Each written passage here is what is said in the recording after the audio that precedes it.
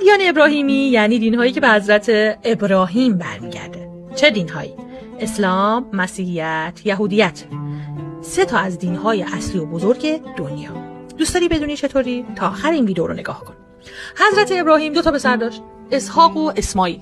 حضرت اسحاق یه پسر داشت به نام یعقوب و بعدها از حضرت یعقوب 12 تا پسر به دنیا اومدن که بهشون میگن بنی اسرائیل. یکی از پسرها اسمش لاوی بود که بعدها از نسل لاوی پسری به دنیا اومد به نام موسی. موسی به پیامبری رسید، بنی اسرائیل رو دوباره جمع کرد و دین یهودیت شکل گرفت. قرنها بعد از نسل یکی دیگه از پسرهای حضرت یعقوب به نام یهودا پادشاهی ظهور میکنه به اسم داوود که از نسل داوود فردی به دنیا اومد به نام عیسی.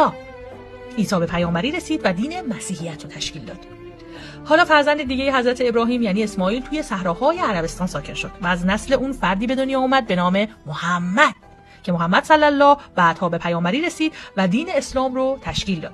پس دین یهودیت برمیگرده به حضرت موسی، لاوی، یعقوب، اسحاق و نهایتاً ابراهیم.